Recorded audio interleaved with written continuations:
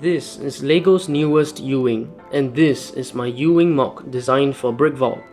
As you can see, the two builds are very different, so I'll show you around my model and compare it to the set in this video.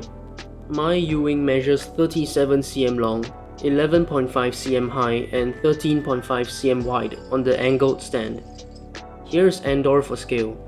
I've also included some supports for the build in a landed position, and the ship can be in a flying position with some extra builds that slot under the wing. Talking about the wings, they were quite challenging to design, mainly due to the rotating wing joint. I went with a snot building technique, using a hinged build and panels to shape the long section of the wing. This made the wing very strong, which is important for the handling of the model.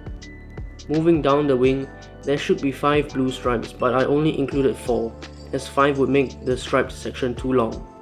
They're built in a different start direction from the main wing, and this T-bracket was very useful for strength. The wings are connected to the main body with a Technic piece sandwiched between 2 plates. Since the wings are long and heavy, this joint must be very strong. When open, the joint flexes slightly but it holds together, so you'll have to be very careful when swooshing the build around. Moving on to the body, I managed to tile off everything except the wedge plates in front. There are many angles and details, such as the front grille section. One interesting technique I used was cutting up a leftover sticker sheet to get the white details on the cockpit.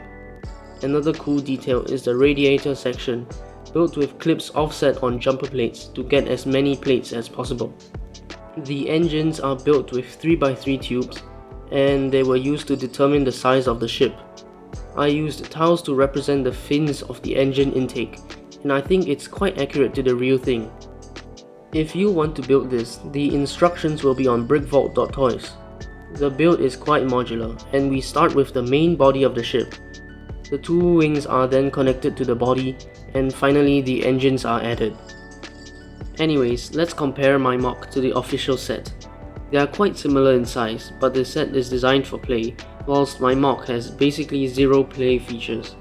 I think the Lego set definitely has a better underside with more details on the door, which is lacking on my model. The stability of the official set is also better, especially on the wing hinges. As you can probably tell, my model was designed purely for display and to have the most accurate proportions as possible. Even though the Lego set isn't the best looking, I think it's a decent playset if you can find it for a low price. Actually, my model is $10 cheaper than the Lego set according to Bricklink, and it even has 200 more parts than the set. Once again, you can get the instructions on Brickvault if you're interested in building my model. Thanks for watching, make sure to like and subscribe for more videos.